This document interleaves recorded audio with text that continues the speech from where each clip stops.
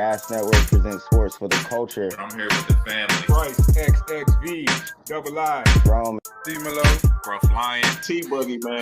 Just the greatest sports show on the planet. La Familia. Hope y'all ready for a ride. Can't wait to hear what you guys got to say.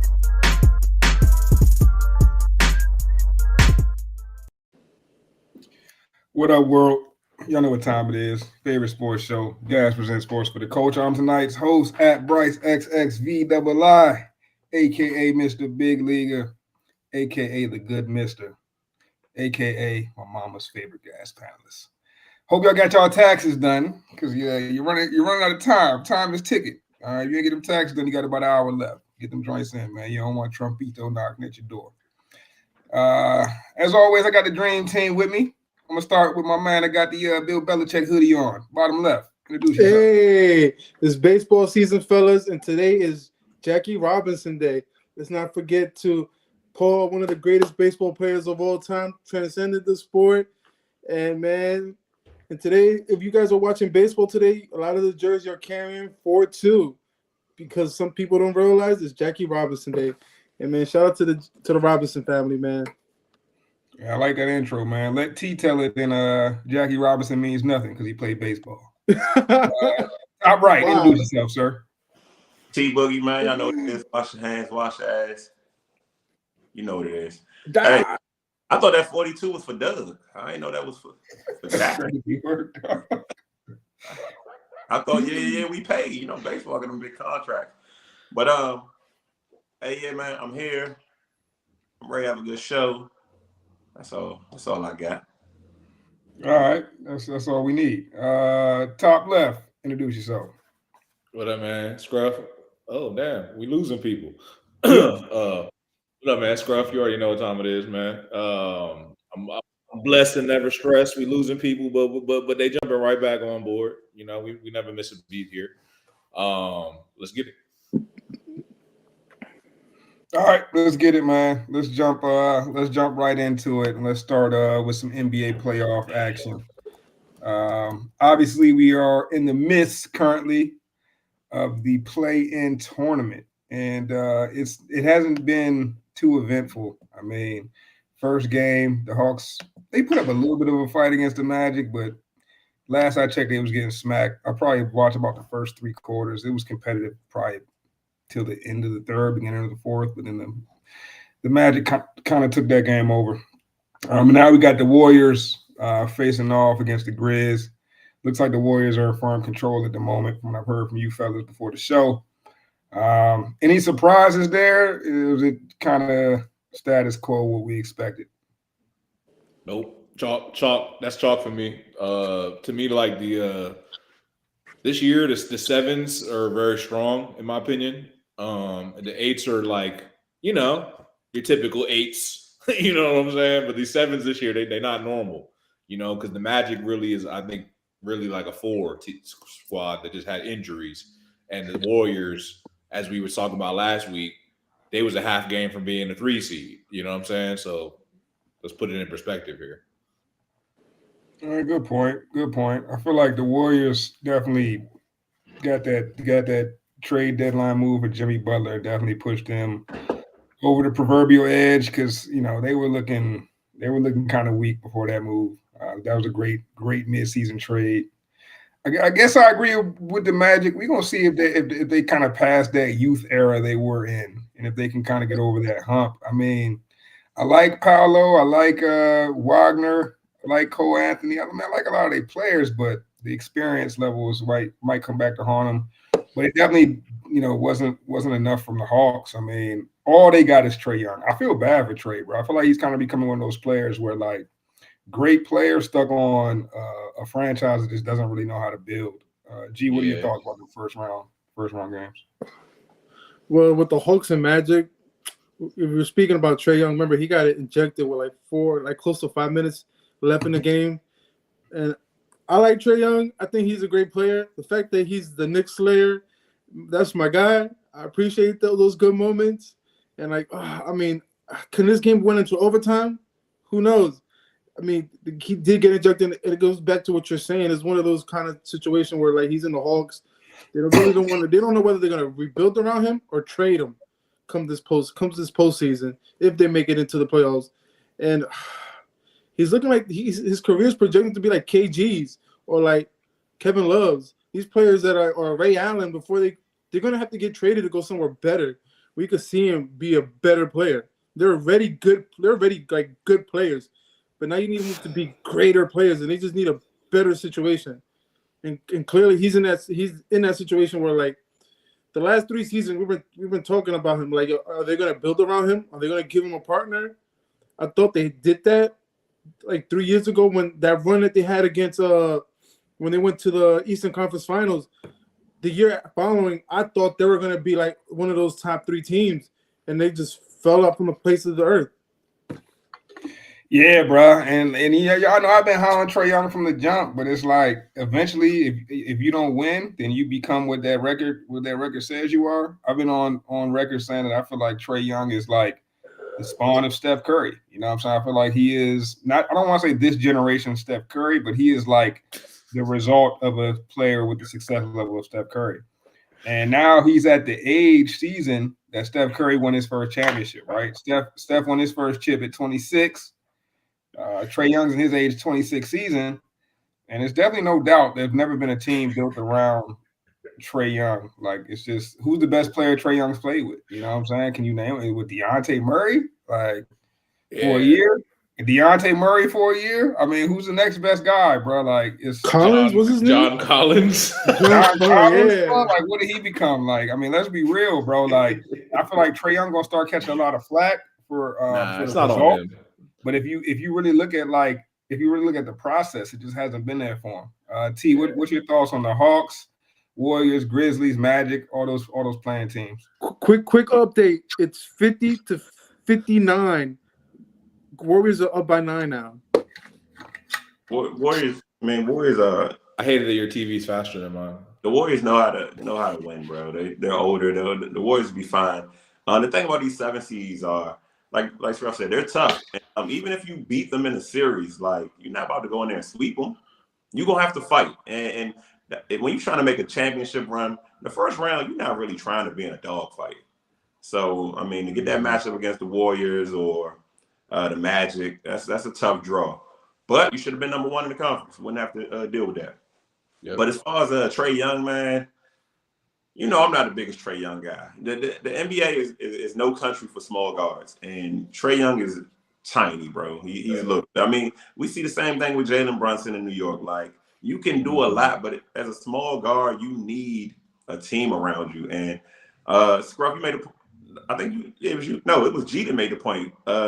He got to get out of there. Like, he got to go to a team and thrive at his next destination, or maybe stop 3. But it's not going to happen in Atlanta. I don't know when's the last time anything good happened in Atlanta. Tyler Perry Studios, like Atlanta is the Falcons. Like, Atlanta's not going to win you a chip, so he needs to get out of there, man. You try to put on for the city.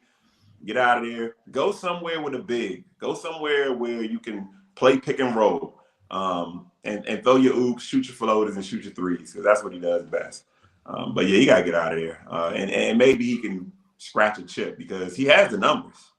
Season after season, was it 25-10, 25-11? Like, he's putting up potential Hall of Fame numbers year after year, but at some point you got to do some damage in the playoffs. Hawks need to hire me as the GM, because I'm gonna tell you what you do, right? You go get Zion. You get Zion and Trae Young, and let's run. Like, you know what I'm saying? That's some shit that's like, it's not quite there, but it's better. It's the best thing they've ever had. It would have been the best thing they've ever had, because they ain't never had no shit like that. You mean to tell me you're gonna take? That's not a good idea. You're gonna take Zion in Atlanta is crazy. You're gonna take Zion to the BBL capital of the world. You asking for failure right there. That man gonna be out there wilding, bro. Bro, he can't fix his diet in New Orleans. He's supposed to take his diet. What do you mean? Atlanta? He's in the best shape of his life. After how many years? I don't want to see my man in Atlanta. That's he's destined for failure in Atlanta. All right, man, he got to control his urges, bro. He got to send Zion to like the Pacers, Indiana, or something. They got to send him to where he can hunt snow bunnies because the BBLs. Listen, man, Zion's doing nasty work in New Orleans. He doing the real nasty work. Please don't send him to Atlanta. Man, send Trae Young to the Spurs, man. They got De'Aaron Fox. That ship is sailed, bro. I can see it though. I mean, but De'Aaron Fox, can you not move him to the guard position instead? No, they both need the ball. They both play the same position. Bro. I can see that because when you got a guy like Wembanyama in your starting five, I feel like the guys around him, situation defensively. The thing about Trae Young is he matters a lot less when you got that level of rim protector. I see what you're getting at there, G. I buy it. I only say that because you also Chris Paul. I don't think Chris Paul's leaving the Spurs next year. I think you'll have him mentorship under Chris Paul. That's the only reason why I'm saying you trade him over there, and then you try to make it work with those three guys. That'd be your new big three. Pause. That would be De'Aaron Fox, Trae Young, and Wemby. Nope. I feel you. I think it could work, but because De'Aaron Fox worked out real nice with Malik Monk, in my opinion. But I think if you put a guy like Trae Young on a team with a dominant wing, I feel y'all with the big man talk, but I feel like it really needs to be a wing player, bro. Like a wing player to me is what more or less like made Steph Curry, dog. You know what I'm saying? Round one, it was Andre Iguodala. Round two, it was KD. You know what I'm saying? Like you give Trae Young that wing player that he can really have a running mate with. I really wouldn't mind seeing him on the team he's playing against in that playing game. Orlando would be crazy with Trae Young. You know what I'm saying? Like him and Paolo. I feel like it got to be somebody that can run the wing a little bit. Maybe Toronto. Pair him up with Brandon Ingram. Yeah, that'd be decent. But he does got to get out of there for sure, man. Well, how about the Timberwolves? No. That would be fire. Yeah, that would be fire. Where? Trae and Ant would go crazy, bro. Where? How do you do that? No, actually, who's the last big man to win a chip? Honestly, I'll take it back. I can see that work. Who's the last big man to really make noise in the NBA playoffs, bro? Big noise, bro. What are you talking about? Giannis is a wing, though, bro. Like traditional big. Jokic? Bro. Joker? Joker. Yeah, Joker, no question. And besides him, it really hasn't been one. I mean, people like to say Porzingis, but I never considered Porzingis a center. But I guess he didn't make noise. He didn't even make noise. He was hurt until like the last 2 games, right? Hell no. But I do want to see the Hawks free trade, man. So I'm starting a free trade campaign this offseason. If you want to come join the young up and coming squad, man, we got a spot for him in Washington. To do the same thing what he's doing, man. Hey, shut your mouth, G. Shut your mouth. Man. That's basically the food better. At least, yeah. I guess. I mean, Reese Shea not bad. He just about 3 years too late in that situation. He don't got time to be sitting around waiting for. I ain't gonna lie, the dude Reese Shea, he can hoop, but he's a project. He's gonna take a little while. A couple of the foreign rookies tough. Buzelis, whatever his name, they gonna have a bright future. Put some respect on my guy Alex Sarr. All right, he needs to be in this conversation. Sarr, man, nice. Let's not talk about the Wizards, man. I don't know why we're talking about the Wizards. All right. Well, we know the real rookie of the year was Jared McCain. The guy that played 15 games? All right. He was killing them for that. It was like 20, 30 games, I think, though. Light skin. I thought it was Bronny James that was the rookie of the year. Right, might as well be. We talking about Jared McCain. No, y'all forgetting that Jared McCain was killing it. Like, let's not talk crazy. All 15 games he played, he did excellent. Let's get to the next one though, man. Let's run through some more of these playoff matchups. We got obviously the Cavs, Celtics, their games are TBD in the East. But we got some interesting matchups in the East. I think one of the most compelling matchups from my vantage point is that Clippers-Nuggets matchup. What we thinking there, man? Who comes out on top between the Clippers and the Nuggets? Who y'all taking that series? Are you talking about the West now? I'm just running through some of the matchups. I like coaching in this. I think coach is going to be the deciding factor in this. But I think the Joker's too good not to give you at least the first round. But this is really a 50-50. This is really a toss-up in my opinion, because I believe in the Jokic, the MVP of the league, and then you have Kawhi Leonard and James Harden like rejuvenated again out of nowhere with a head coach. Right. And y'all was in this group chat the other day, or the other week, I should say, shitting on my boy James Harden. But dog, Harden is one of the most underappreciated players in the history of the NBA. I got the Clippers coming out on top against the Nuggets. I feel like the Nuggets are in disarray. Fired the coach out of nowhere, one of the best coaches in the league over the last few seasons. Yeah. Have made a commitment to Michael Porter Jr., basically telling him they'll never trade him. Jamal Murray never shows up in the playoffs. I mean, even in the championship run, he had a couple moments in the chip run, but it wasn't like last year was, I don't know, bro. Last year was bad for Murray. He went MIA. I know he was hurt for a good portion, but give me the Nuggets in 7. Give me the Nuggets in 7. Where you going with this? I'm going Clippers in 6, bro. Clippers gonna win that series, in my opinion. Give me G. You hit the nail on the head, bro. There's no way Joker not getting out the first round. Coach or no coach, I could coach that team. They get out the first round. Like it don't matter. And speaking of no show in the playoffs, are we really relying on James Harden in the playoffs? James Harden being all right. We're not expecting him to go to the championship team. We just talked about the first round. Yeah, man. Big games, big series. That's gonna feel like a conference final. No, I like. I'm go ahead, T. I'm taking. Matter of fact, I'm betting on James Harden. All unders, game 1. All unders.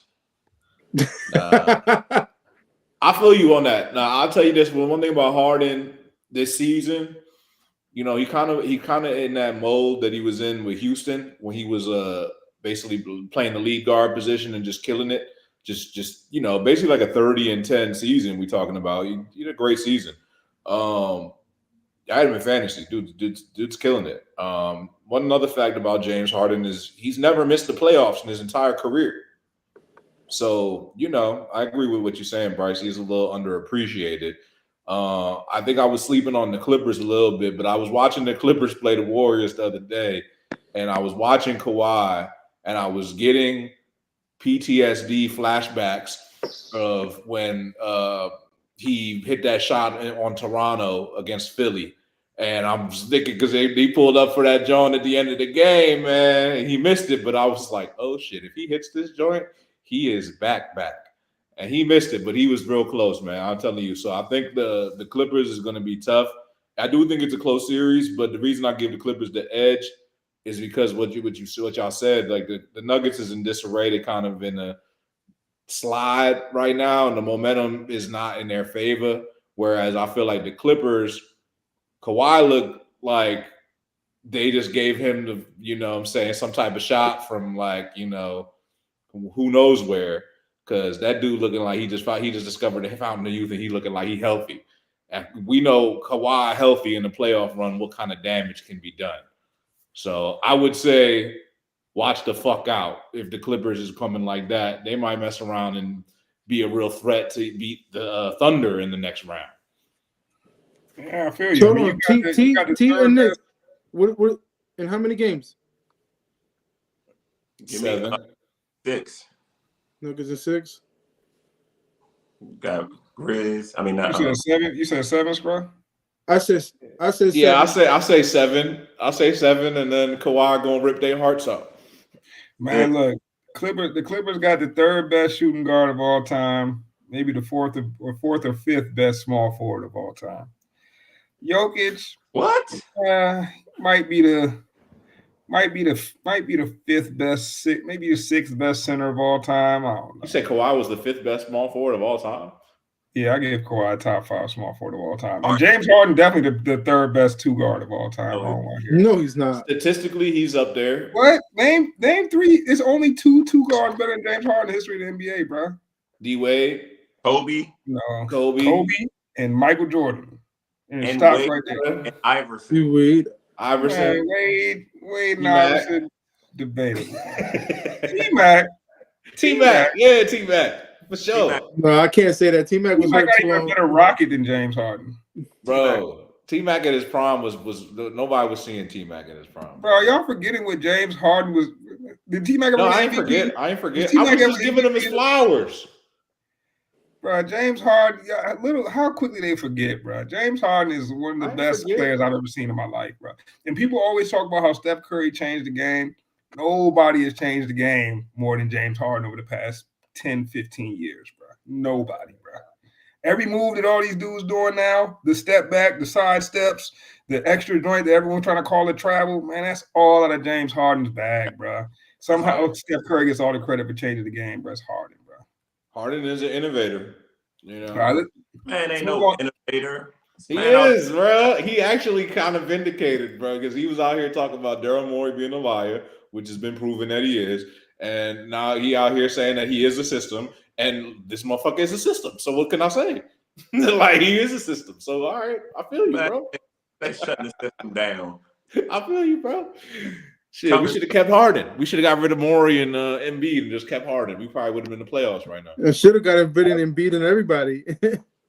Let's flip. Let's switch over to the East for a second. I got a question for y'all boys, man. Who is more likely to win the Eastern Conference? The Cleveland Cavaliers or the Boston Celtics? These two teams. We still got good matchups. I know, bro. We're not about to sit here and go through every single matchup, bro. We switching it up, G. Who is more likely to come out of the East? Cleveland Cavaliers or the Boston Celtics? T, I'm starting with you. Celtics, man. I've been saying since they won the last ones. This is they running it back. They're gonna double up. See, you just a Jason Tatum. You just want to see Jason Tatum do the best. Listen, bro. Y'all, you talk about late to the party. I tried to put people on to Jason Tatum. Pre-COVID. Like, bro, he can hoop. Like, I don't know what to tell you. He didn't hoop hard enough to get a Finals MVP, but he can definitely hoop. Right? You tag me in? He can't. Tag me in, man. So one-time champion. You know, man. I'll say this about Tatum: if they do somehow make the Finals, you know he's doing everything in his power to get that Finals MVP. Boy, what do you think, Scrub? Between the Cavaliers and Celtics, who do you think's got the better shot coming out the East this year? Before I answer that, I wanted to say a fun fact about Jason Tatum. They say he slept with his mom in his bed until he was 13, bro. What kind of dude does shit like that, bro?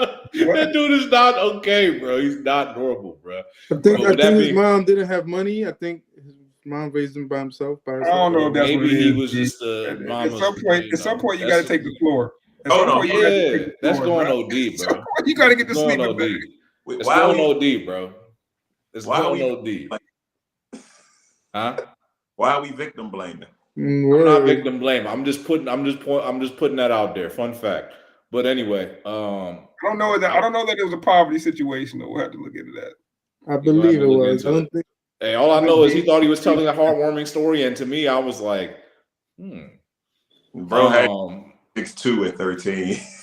Yeah, you know that boy was tall as shit. Like, I'm saying, but anyway, so to answer your question, Bryce. The Celtics, you know I hate the Celtics, bro. They're gonna win the East though. There's no other outcome. Like Doctor Strange looked at all the outcomes. I looked at them. I'm telling you, Celtics, bro. They're going to the finals. There's no situation where they don't go to the finals. 0% chance that the Cavaliers can beat the Celtics in a series. That's not true. 0. Let him talk his shit, man. Let him get his shit off. That's how you feel. But you know, 0. Pencil them in the finals. Pencil them into the finals right now. You know what we do here, all right? When people make bold claims like this, so we just gonna let them sit. We just gonna let them sit there with that bold claim. Hey. We'll revisit this, my boy. My sportsbook matches my claim. I'm telling you, the money's out there. G, who you think got the better shot making it to the finals, man? Celtics, Cavaliers. G will just have a full conversation on mute, boy. He vicious with it. Next time you do that, I'm gonna fill in the words for you. I'm gonna start talking like ventriloquism and shit. Fuck out of here. I'm gonna just say, Boston, because I don't. It's like what we said earlier about other teams not fully being prepared to take that extra leap because there's still a lot of young pieces in their roster, and that's what's going on with the Cavs. Compared to both, if you match them both together, they're both strong teams. Clearly, the records are almost identical except for like 3 games. But for me, it's Boston. But I don't even think Boston's gonna make it to the finals this year. That'd be interesting. So you got a team outside of that. We'll get to that. We'll get to that next then. Damn, man, somebody got to go against the grain, man. So I'm not about to just sit here and just have the same answer as everybody. Y'all know me. Cavaliers got a better shot of making it to the finals than the Celtics this year. First I'll say I'm not this true believer in the Celtics like everybody else. I do think they're a good team, but I don't know, man. I just feel like if any team can dethrone them, it's the Cavs. And because the Cavs can throw some interesting looks at you, especially with a guy like Garland. I think Garland is the key for the Cavaliers this season. And last season, Garland had a terrible playoffs, bro. Like, I don't know if it was because it was his first time in that sort of limelight or what, but Garland did not show up last year, dog. Like, at no point. They also had some injuries, right? I think Donovan Mitchell was playing kind of at like half speed last year, right? Mm-hmm. And I think that contributed to it as well. I think Donovan Mitchell's got the ability to be the best player on the floor any given night, especially even in that Celtics matchup. Like, I really think he can take over the game. And then I think the other underrated part about the Cavaliers is their defensive versatility with their bigs. You're talking about two bigs that can defend the rim, and then a guy in Evan Mobley who can switch off to smaller players when necessary. Now, you're not expecting him to guard Brown or Tatum for 48 minutes, but in those pick and roll situations, I do like Mobley's ability to switch onto smaller players. I also think that the bench is the biggest concern. I feel like when you start looking at the Cavs, who's really going to step up, right? You really going to trust Max Strus? I don't know, but they did bring in DeAndre Hunter. We'll see if he can make a difference. You know why they brought in DeAndre Hunter? That's literally like 1-for-1, right? Like, they are trying to match up defensively with those wings of Boston. And if you're gonna bring in anybody, that's a solid addition. But I'm gonna rock with, just for the sake of the argument, I'm rocking with the Cavs this year. I'm not as sold on Boston as everybody else. And I think Boston proved last year that the two most important players on that team, shouldn't say the most, but I mean, damn, Drew Holiday and Derek White, bro. Like Scruff infamously said one time, the Sixers will go as far as Tobias Harris takes them. I truly believe the Celtics go as far as Derek White will take them. So we'll see if he can have another phenomenal playoffs like he had last year and really cement himself. Anything possible. Anything is possible. Any other comments on that before we get into another matchup? All right, last matchup I want to hit on before we move to the next topic is the matchup that I'm going to call possible changing of the guard, man. You got the 40-year-old Brian going against the young boy and Ant Edwards, man. This is another series I'm very, very excited to see. I feel like Brian got a chance to really cement his legacy with a 40-year-old chip. You get a chip at 40, bro. You get a chip at 40. I don't care how you get it, dog. You get a chip at 40 and you average over a dub. You moving different, bro. It's never been done. I don't think it's ever been done.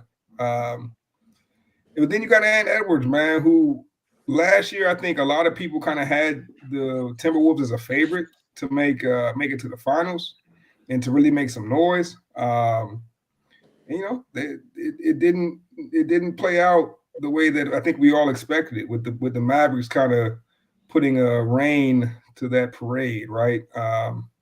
So what are our thoughts there in that first round matchup between the Lakers and the Wolves? Who y'all got coming out on top? T, I'm starting with you. Man, Luka gonna punish them boys, man. We talking about all these random players, bro. Luka gonna punish them boys. Luka been there before, right? Got a chip on the shoulder because they traded him. You know what I'm saying? He just got his work off in Dallas. He about to run through the playoffs, man. As much as we want to talk about Bron, that's Luka team now, man. You know what I'm saying? It is what it is, man. Yeah, I don't know what else to tell you. And talented guy, best dunker of this generation. But I don't think he has what it takes to lead a team to a championship. I don't think he has what it takes to lead a team past two generational players. You got a generational talent in Luka, and you got a generational talent in LeBron. And it's not getting past that, man. He just not. Will he put up a fight? I don't know. He shoot a lot of threes. He say he don't want to be a star player. He don't want to take care of his kids. Like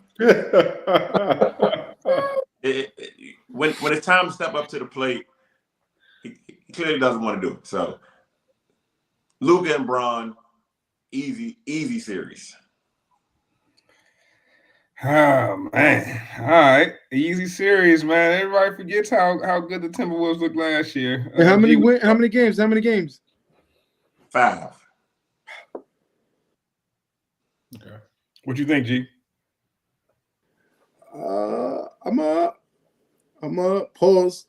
Go with whatever T said in a sense, because it's just like, who the fuck do the Timberwolves got? Remember last year how they talked about Luka and on the Frenchman, and what was Luka's statement was like, yeah, I'm slow, but I'm just faster than him, and he smoked them. And this is a Laker team without a true center. And I mean, name me the top 3 players out of the Timberwolves right now. And who else? Nash, Reed. Who's the third option?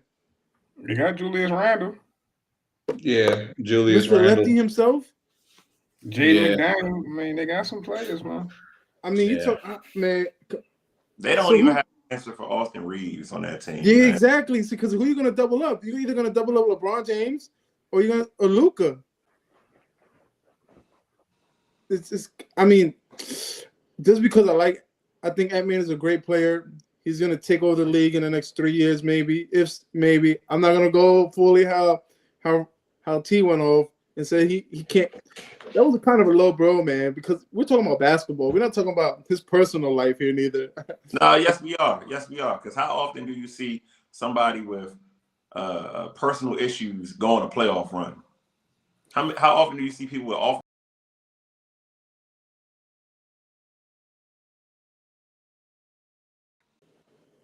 I mean, This it not does happen. It happens, but this not the NFL, man.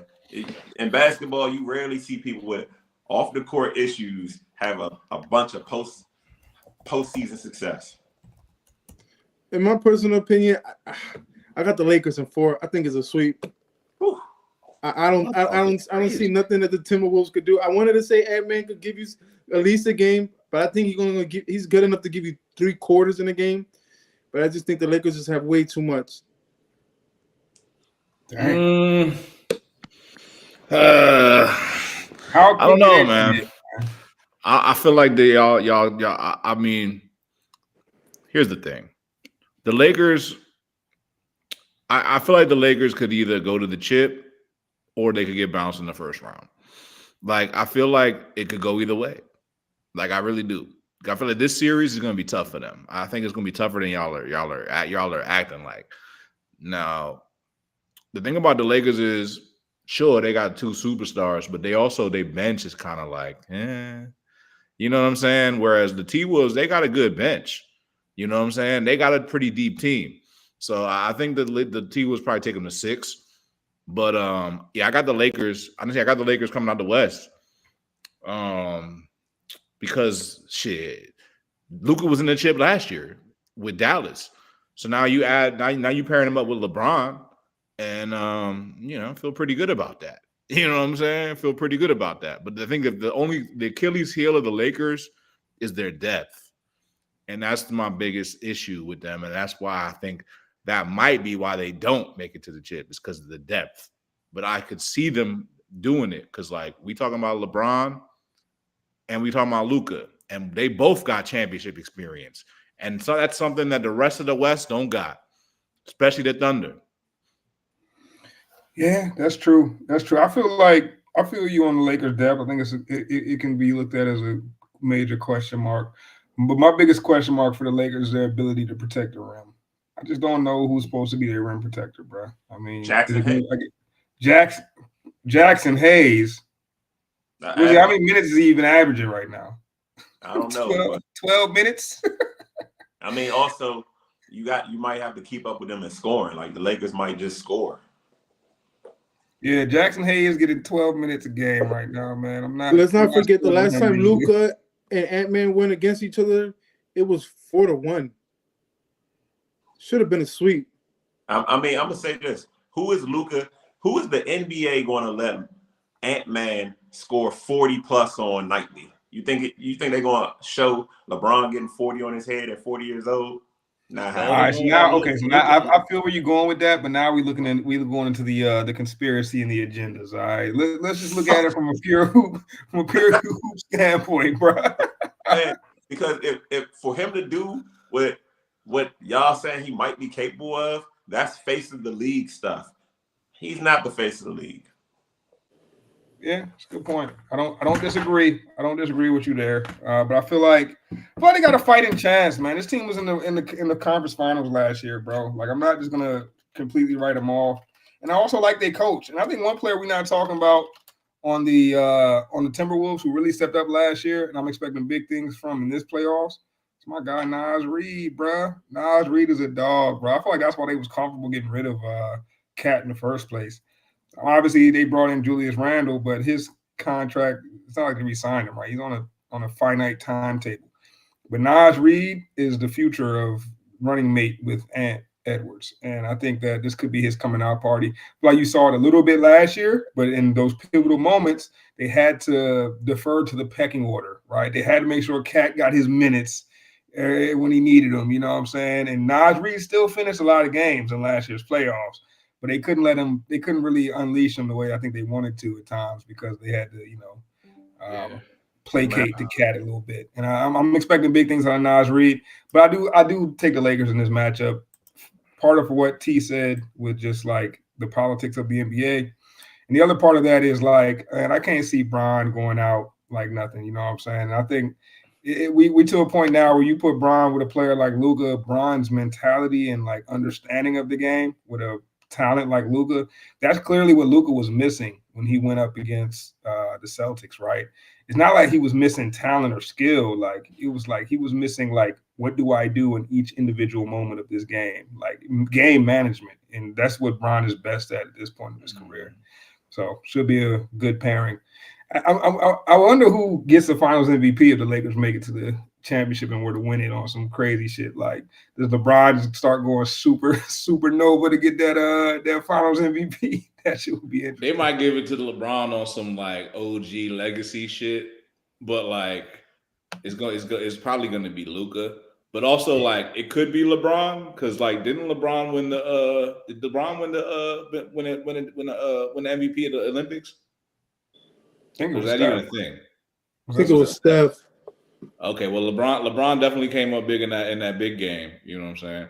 But anyway, yeah, I think it'll probably be Luka. Pause. All right, well, good stuff, man.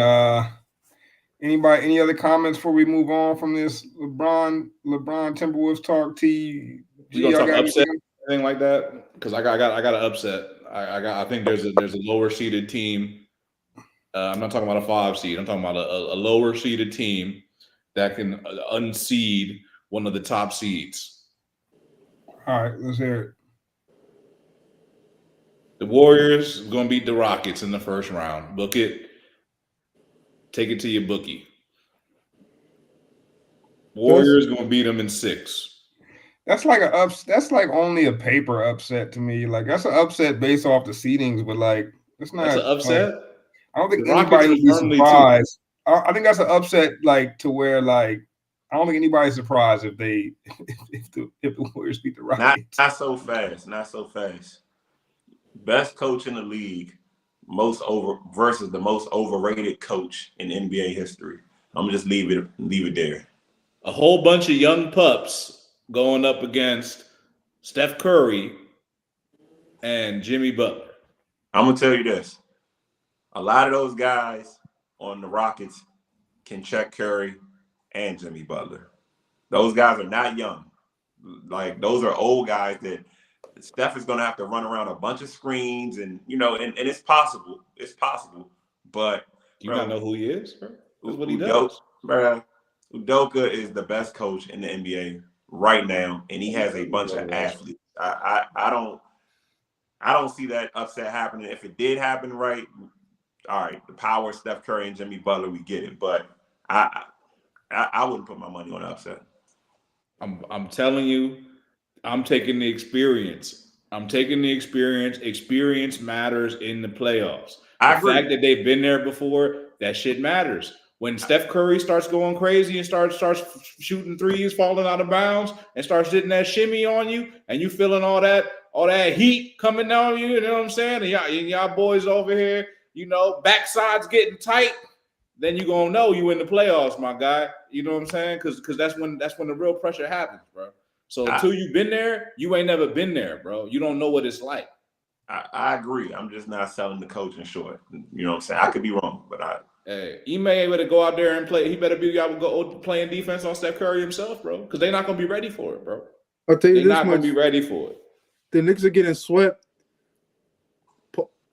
Put Detroit to beat them in 4, maybe 5.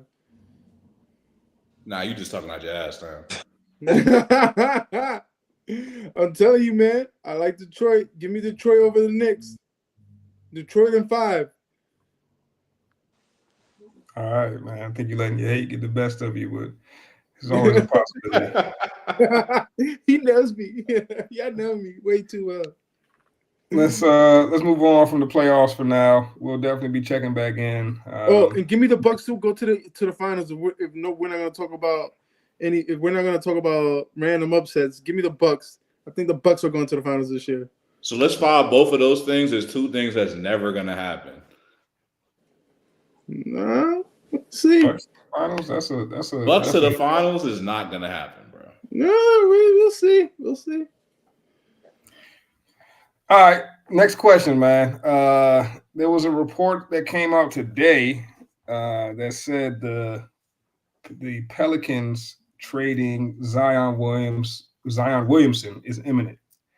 And I am a little surprised to hear that, considering how they've held on to him all this time. How, to me, they've kind of catered to his injuries. Seems like they've really done everything they can to kind of soften every single landing for Zion. So my question for y'all fellas is, man, what is Zion worth on the open market, bro? I mean, I know some of y'all are going to say a ham sandwich, a ham and cheese, or a ham sandwich, no cheese. But I'm talking about as far as compensation goes, man. Like, would you trade? Do you think he's worth one of these like 3 first-round pick packages that we see big names going for? Or do you think this is going to be a really low-end deal because of the injury history? Zion worth at least two first-round picks. If somebody gave up 3, I wouldn't call him crazy, but he's worth at least 2. I mean, we watched New Orleans bring him back. He appeared to be healthy. We wonder why they was low managing him. It's because they didn't want to ruin his trade value. You know what I'm saying? They didn't want to tank the trade stock. So I think they plan on getting a couple picks. I think they will get a couple picks. When he played this year, especially in the last couple months, I mean, he looked like one of the most dominant players in the league. So I think more teams than people expect are going to be calling that phone saying, what does it take to make this deal happen? Mm-hmm. I think you're right about that. Scruff, what's your thoughts? I think like when it kind of goes back to the Trae Young thing. I think when a team drafts like a star player and they're in like a booty market and the team runs their shit like fucking Burger King, like, you know what I mean? It just ends up being like a terrible situation. But really the second opportunity where that player gets to go to like the franchise of their choosing or a destination that's decided by both parties, similar to Anthony Davis when he went to the Lakers and won a championship. You know what I'm saying? I feel like that's really the opportunity to make something happen. So with that said, I feel like his value, I agree with T, is at least a first round pick or 2. You know what I'm saying? Maybe a player and a pick. But if I'm the Pelicans, I'm assuming that if you're the Pelicans, you want to go and get some picks in this year's draft, because this year's draft is loaded, right? So a team that's sitting in the top 10 of this year's draft, you know, could go out and get Zion, theoretically, right? So now hear me this. This would be the craziest move of all time, but a team like the Thunder could easily just give up one of the many picks that they have, 2 of them, 3 of them, whatever, doesn't really matter. And then they could just go get Zion. I don't know how the numbers look, on the book balancing, but like a lot of them guys, young boys, are still on rookie contracts. Chet. Now look at that. Now imagine that lineup. You got SGA. You got, Jalen Williams. You're probably gonna have to lose a Jalen Williams in that trade. Probably, hopefully, the other one, and not the one that we all think is the better of the two. But now you put Chet. You put Zion on one of those teams like that, and it could be crazy. So if you sitting there, I look at it like this: this year's draft, if you sitting with a top 5 pick, maybe you want to hold on to that, right? But if you sitting at 6 through 10, and you got opportunity, and you a team like you feel like you could add a Zion, do it. Because you're gonna get him, you're gonna get a great value for him, bro. You're gonna get a great value for him. You're gonna get that Zion that's gonna be trying to be the best version of himself. You'll get that Zion that is trying to stick it to the Pelicans and show them like, y'all holding me back. That's what he was saying. That was the narrative this season. He said, yo, I'm in the best shape of my life. I'm ready to hoop. The problem is I play for the Pelicans. That's what he said. He said, the problem is I play for the Pelicans. He said, as long as I play for the Pelicans, we're gonna be doing whatever they tell me to do, which is this load management bullshit. So yeah, I think Zion, your team's smart. If you like the Spurs, and you got to pick at like 8, and you could go get Zion, you go get Zion. You feel me? So Spurs, Thunder, like there's a chance for a team to make a real power move. And those are two teams that if I'm the GM of one of those teams, I'm calling. Hawks too. Yeah, Hawks really did lost cause, but. Yeah, San Antonio. What? San Antonio get Zion, bro. Trade like the 8th and the 9th pick over. Hey, go ahead, New Orleans. Start over. We're gonna pair up Zion with Wembanyama, the motherfucking Slanky with the motherfucking old bowling ball head ass. Like it's gonna be a crazy combo. Zion and Wemby. That's a crazy combo, bro. It's a crazy combo, bro. That would be interesting. We'll see if the Pelicans are serious or they might be caught. G, what you think, man? What will it take to get Zion? I'm not trading a top 5 pick, let alone a top 10 pick for this guy, man. Can't stay healthy. Is always going to be about his weight issue, and all of a sudden I'm supposed to believe it now. He's controlling his weight. I get it. The one plus side about it, he still has 3 more years in his contract. But at the end of the year, he's going to be 25 with 3 more years. Then you got to worry about trying to negotiate this shit again with him. I mean, if you're a rebuilding team, you're not trading for him. So now you're talking about teams that are playoff potential teams that are going to probably want to trade for him to be the pushover. But I don't think Zion is worth picks. He's worth more players, assets in that point. But hey, listen, I tell you what, man. If I'm a GM, I'm gonna get fired trading for Zion versus drafting VJ Edgecombe. Like, I tell you that much. I feel it, bro. You feel me? Like, I tell you that much.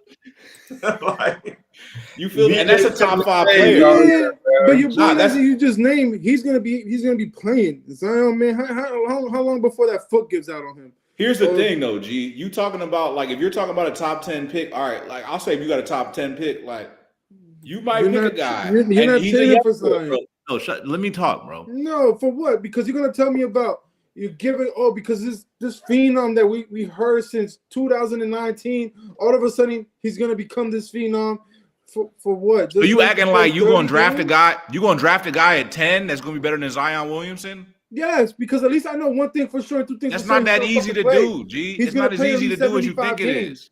That's not as easy to do as you think it is. When's the last time Zion played close to 80 games? Bro, Zion had a great season last season, bro. For what? For him not to play in the playoffs? It wasn't his choice. Oh man, they're not in the playoffs. Not good, man. He's not worth it. What are you talking about? He's bad dope. He's garbage. He's not worth having. He's that shit that you just throw in a bag and you sell it for more. You say you think you're getting something because of a brand, but when you open it up, it's garbage. It's nothing. It's leftover bullshit. No, bro. You on your horse for some reason. I don't know what kind of vendetta you got against Zion Williamson. It's not that you have a vendetta, but realistically, I know what it is. You got a crush on Mariah Mills. That's what it is, ain't it? Fuck it. I guess I got a freaky thing for BBLs. Well, fuck it. Nah, but seriously though, I don't understand, bro. But I understand what you're saying, you're and I talking understand about- what the narrative is around him. But if you could go get Zion for like a few picks that you probably not really gonna do shit with anyway, you go get him, bro. I don't think he's a bum, and maybe his availability is in question or whatever. But like, for me looking at Zion, I'm looking at him and saying that last season he looked the best he ever looked. Like, and I mean that in every way possible. Like basketball wise, physical fitness wise, to me, that's a guy that's taking his shit seriously. So if I was ready to invest in Zion, today would be the day. It wouldn't have been 4 years ago. Like, if I'm being honest. You know Based why I on how I also would feel this look at way shit. about it? Because the high tell of all this situation comes back to the 76ers with Embiid. Like you know you're gonna give this guy a nice contract, a big contract, but the X factor of him being hurt and playing all season, and when you need him the most, he's not gonna be available for you. And you don't want to subject yourself into that. As a GM, I'm not gonna put myself in that kind of headache again. Like the Sixers are telling you, like, yo, you play your player you love the most, you pay him money, but he doesn't take care of himself. And look what I get back. Look at the returns that I'm getting back. I'm stuck with a fucking guy that I'm paying so much money, and I'm always gonna ask myself if he's gonna at least play 65 games. Can he at least give me 65 games in a playoff? Can I get that off of him? And then you don't. Didn't you? Weren't you just the same person that's saying that? Let me finish. And then you got with the Suns, where like I'm gonna give these guys the craziest contracts, right? The highest salary cap, and then with three top 15 players, right? Because I don't know where you guys are gonna put Beal, Booker, and Durant right now. So I'm gonna say 15. And you can't even manage to go to you're scratching to go to the playoffs, and you can't beat Dallas. Like these are stories that when you look at Zion, where the fuck does Zion land? Does he land with the Suns or the 76ers? Because you can't tell me that he lands, that he's going to take you guys to the playoffs, at least to the second round, because he hasn't shown you any playoff series or the fact that he could play more than 70 games. And he did that just last year. Prior to that, it's been this year 30, 70. The year before, got hurt, didn't play. Then I believe it was 60. And then his rookie year, 24. So this guy doesn't play the postseason, and he barely gets you past the regular season. How am I supposed to, as a GM, offer these picks or trade the value that I got off the players that have been playing for me for Zion? And that's the way and that's what I'm trying to tell you. Whereas because you're looking at Zion as the best player on the team. No, a team that's picking up Zion isn't picking up Zion to be their face of the franchise. That's the point.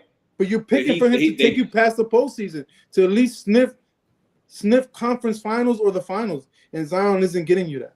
Sorry, but he's not getting you that. The hype is dead for Zion. The league has out-leagued Zion now. G got a good point. G's got a good point, bro. Zion, y'all shitted on Trae Young for his results, right? We he got you to a conference finals. I hear what you're saying, G, but it's a buy low situation. We got to keep the same energy, bro. Players have. But if it's buy low, I hear what you're saying, though. If it's buy low, then bro, then you can't tell me a top 10. I hear what you're saying. Oh, you can't tell me you're giving up some crazy. At the end of the day, at the end of the day, if I'm a GM, I'm looking at these same guys. I scouted Zion 4 years ago, so I'm looking at these same guys, and I'm looking at the assets, and I'm looking at what they're worth, and I'm looking at what my value is on their heads. That's what smart GMs do. And if the value in my head is higher than what the value is on the market, then I'm making a smart move and getting that value.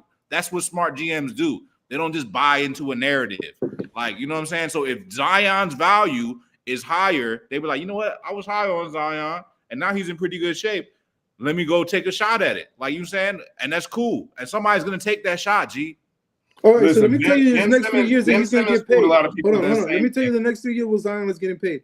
Next year is going to be $39 million at 25. The year after that, at 26, he's going to get paid 42.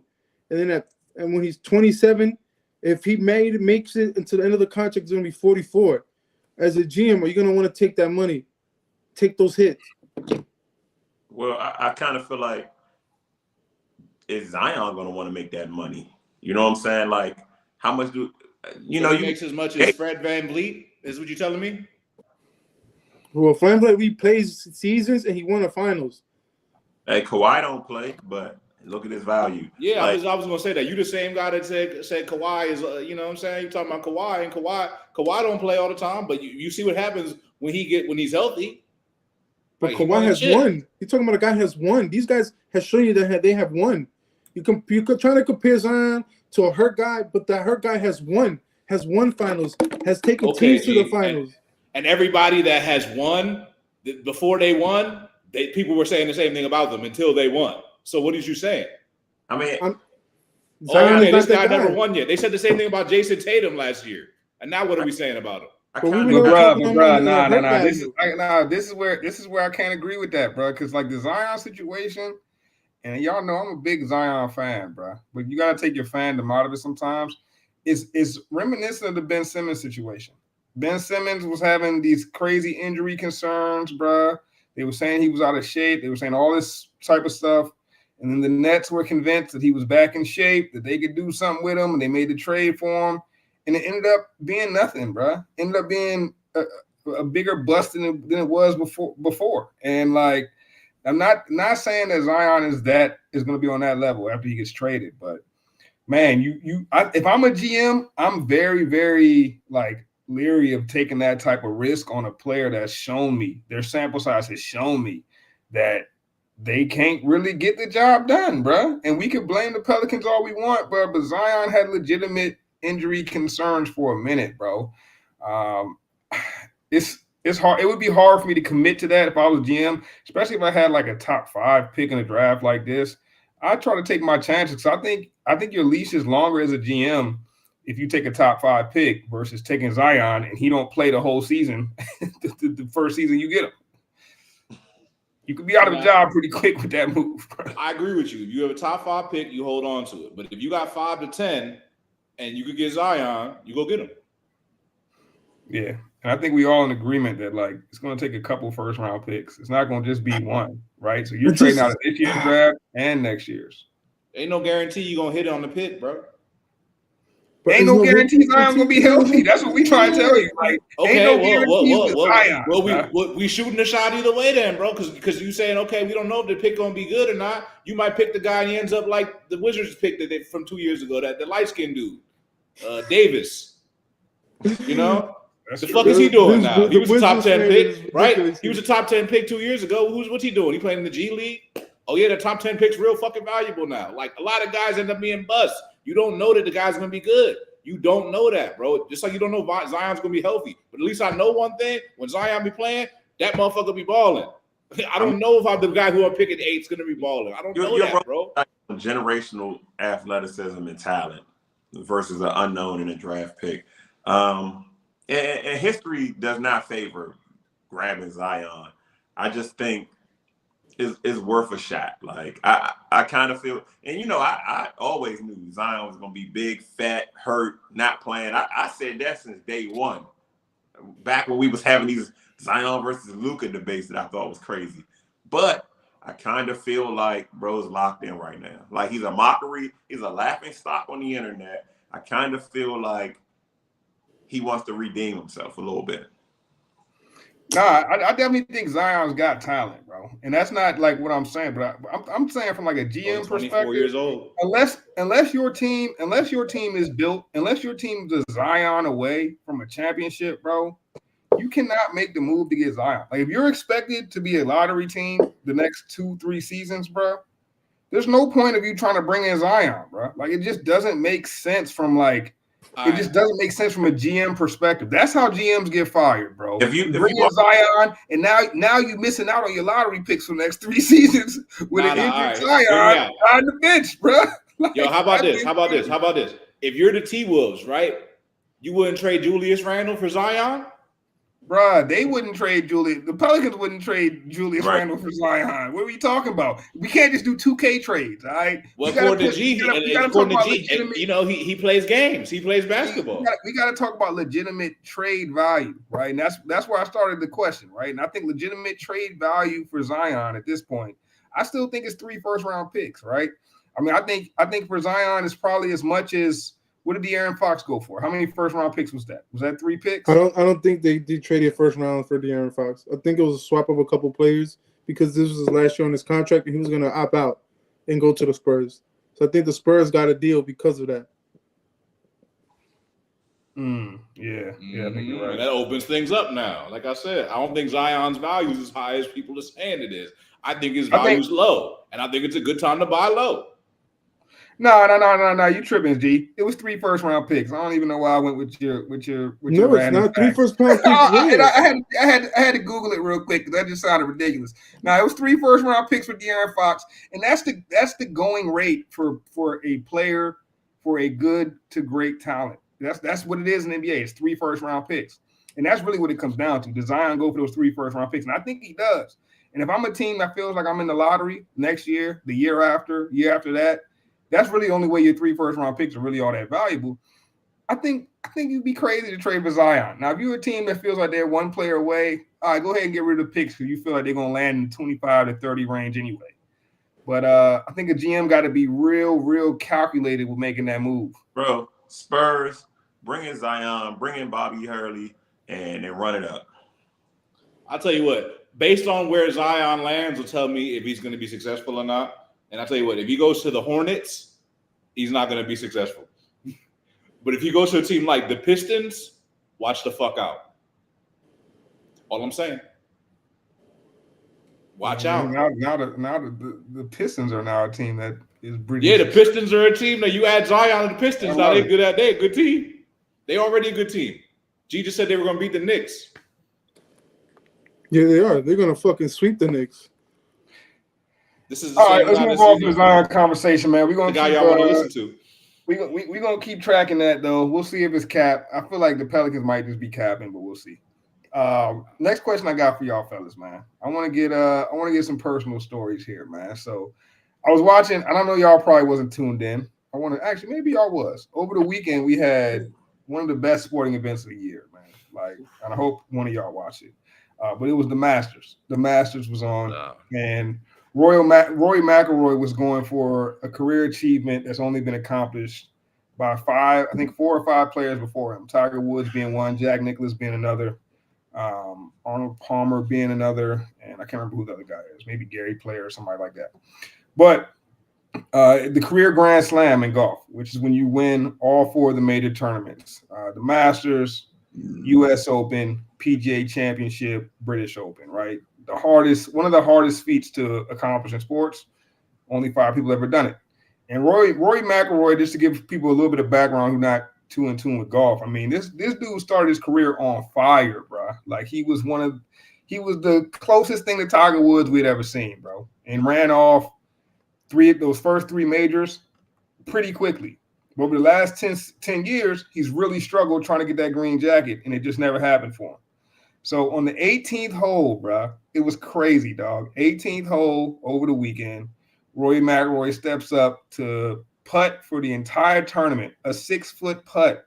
This is something that I sink all the time when I'm on the green, man. And I ain't no pro at golf, all right? Rory stepped up there and blew the putt, missed it by about 2-3 inches. And people were saying Rory choked, man. And it was about to be that same narrative. Rory chokes once again. Went to a playoff tiebreaker. Rory McIlroy came out and won in the tiebreaker. So my question for y'all fellas, man, off the heels of Rory's dramatic victory, can y'all think back to a time where you thought you blew it? You thought you blew something, like you thought you blew an opportunity. You thought you fumbled the bag. You thought something happened. And then only for it to come back around moments later and you end up on top, you end up king of the world. Can y'all think of one of those times that's happened to you in your life? And if you can, I'd like to hear about that story, man. Because I really think that story that like, and man, if y'all didn't watch this Masters tournament, I would just ask you to go back, watch the highlights, man, because you could really see the emotion, like the emotion. And then the crazy thing about golf is you got to walk to each hole. So after Rory missed that putt, he had to walk all the way back up that fairway to play that hole again. And you could just see the emotion on his face, bro. You could see how it was eating him up, bro. like you could feel for him, dog. Only for him to come back and get that W. And then you see that same reverse emotion, like just pouring out of them. So want to get y'all's thoughts on that. T, you got any moments like that in your life, man? Ooh, off the top of my head,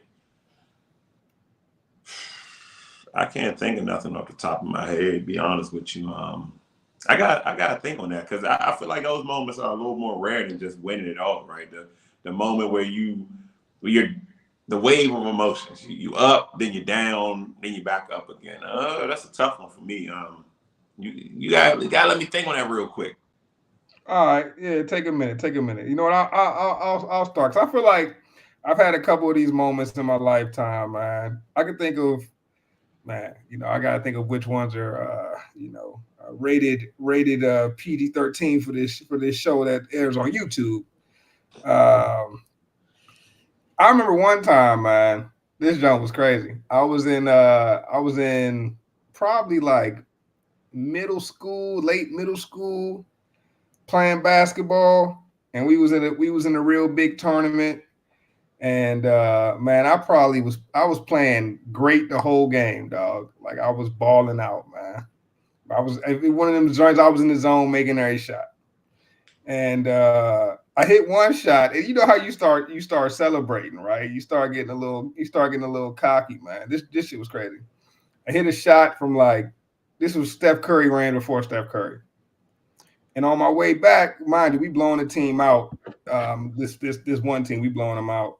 The coach the coach from the other team starts snapping on me, bro. Like, stop shooting. It's claiming mercy rule, all this crazy shit.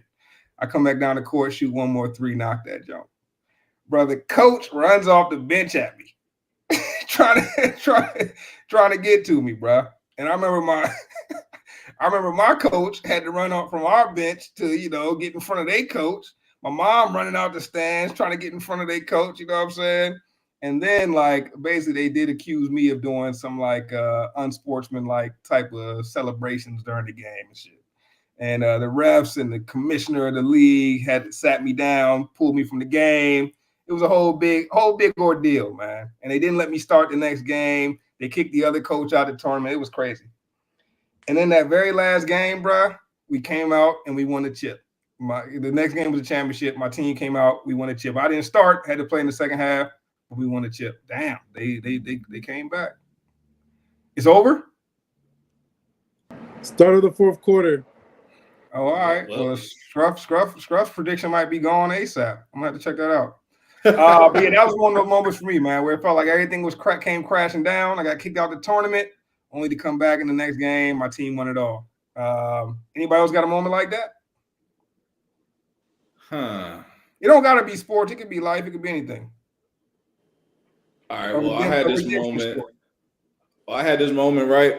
I was driving. It was college, right? I was driving home. I was driving to campus, right? My senior year, right? And I'm driving, and I'm on this narrow road. You know what I'm saying? And the dude in front of me, all of a sudden, he just started trying to make a U-turn.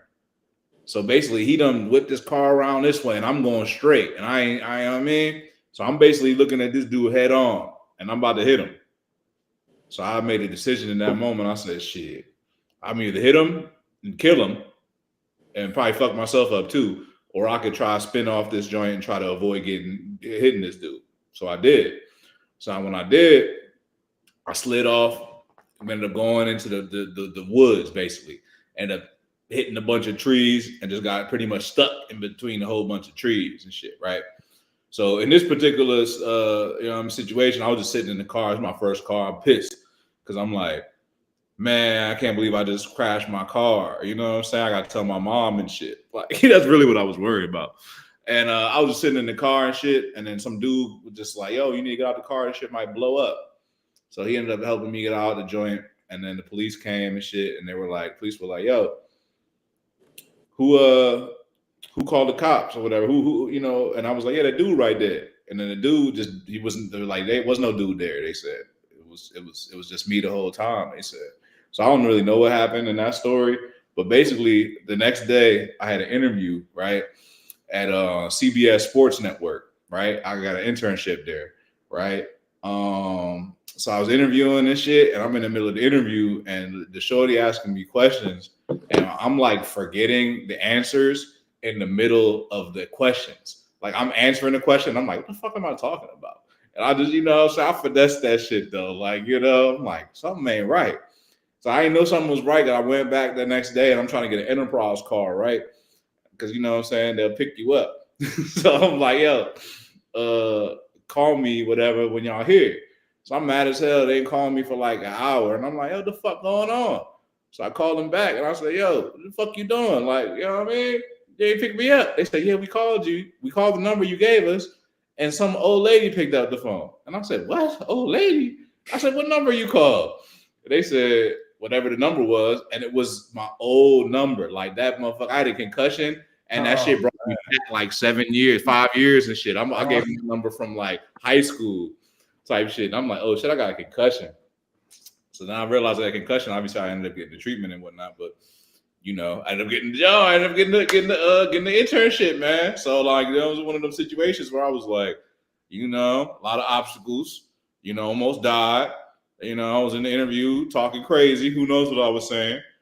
But some shit for you. You know what I'm saying? Shit gonna work out. You know what I'm saying? So I ended up, interning there for like, it was like 3-4 months. You know what I'm saying? It was a good experience. And now here we are, Gas Sports Network. You know what I'm saying? Full circle. Hey, man, that's good shit. Think about them college stories. You reminded me of one that I think I was with you. No, I think I was with our other boy. I don't know. I can't remember if I was with you or with our other boy, Darnell, man. But one time while we was in college, we went out to Atlantic City. This is when I first got introduced to gambling. And dog, I don't know. I was wilding, bro. But I had my little rent check, you know what I'm saying, for our off-campus housing, and I went to the casino with it. And I think we were playing at the time. I just found out about roulette, man, and I was playing roulette all crazy. And the last time I went to the casino, I had some real beginner's luck, so I felt like I was the fucking man in that joint. And I'm playing numbers, I'm playing colors, and bro, I watched my rent check dwindle, bro. Like I'm talking about to where I had like $25 left of an entire rent check. The rent check probably had to be like $450 or something like that at the time. I think we were splitting like $1,200. Yeah, sound about right. 3 ways or something like that. So it was probably like $450. $1,500. When you a college student, that $500 is a whole lot of money. I remember I had $25 left, and I was like, "Bruh, I don't know how I'm gonna call my parents and ask for $500 on the rent check." And I just blew the fucking casino. And I'll never forget, man. I had that last 25, and I threw that shit on my favorite number. And if you look at my name on here, you know what that number is. All right, threw that 25 on 27. Watch that wheel spin. I said, I'm gonna turn away while this wheel spins, bro. I look back down. That bitch popped up with 27, man. Goddamn near my whole check back with that one spin. I said, we good, bro. I can ask my folks for $100. I could ask them for $100. I couldn't call asking for $5 though. So that shit worked out, man. I was definitely there for that. I remember. You remember that shit? I remember he was like, as soon as that joint hit, he was like, yep, I'll cash out, please. I was not playing no more, bro. I was like, no, that joint hit. I couldn't believe it. I think I was down like 20 forever, but I couldn't believe it that it even hit. But I was like, yeah, go ahead and cash me out. I could ask for $100 more. I can't ask for $500. I'm gonna look crazy. That was some manifestation shit. Cause I'm like, bro, what? You know what I'm saying? Man, nothing better than a redemption story, man. Any more redemption stories before we get out of here, fellas? Yeah, I think about it. I got one. It wasn't like a championship or nothing, but like I was at Bowie State, and I don't know how it is now, but back when I was there, their intramural system was unique in that they let the basketball players actually play in intramurals, which is rare. What? Intramurals game, there's the girls might come in and dance, like the dance team. There was a DJ. It was lit though. Yeah, shot clocks on, main gym, really similar to like an actual basketball game. Like people coming out of their dorm room to come watch the games after dinner and all that. So my first year, now mind you, they tried to make it fair and give every team a basketball player. I don't get a basketball player, bro. I get the best girl that's not even quote unquote. I get the best girl that's not on the basketball team. She's just the best regular girl. And I get a Omega Sci-Fi guy that look like an athlete. like, bro, I you know the fraternity. Yeah, I know. Rip, bro was probably 6'4", 225 Rip, right? But like he stood no chance against actual basketball players. So it's really me. You know what I'm saying? So first season, whatever, we get bounced. I'm going crazy. I make the All-Star game. I probably average a dub. We get put out first round. But that summer, I start working. I'm working at UPS. So I'm not really in the gym like that. But when I do go to the gym, I pop in maybe once every week or two. I'm getting torched. Like, I can't get a shot to fall. Like, it's bad. You know, basketball is one of them skills where you to stay sharp, you got to keep doing it. And at Bowie State, even outside of the basketball players, we had a lot of guys that won like state championships. You know what I'm saying? Just a lot of high-level basketball players in general. You're going to find that at a black college. Bruh, one guy from the team, he was there like 2 years before I got there. Grad student, played overseas. And normally I don't throw out names, but his name was Chavez. I can't remember his last name. He was a trainer. I hope this clip goes viral. I hope you remember this. Bro, he talked so crazy to me all summer. You a bum. You can't get a bucket. I don't know why you in the gym. Yada, yada, yada, yada, yada. And I'm a trash talker. So I'm still talking. But, bro, we literally playing games to 16, and I can't get one or two. Like, I'm struggling.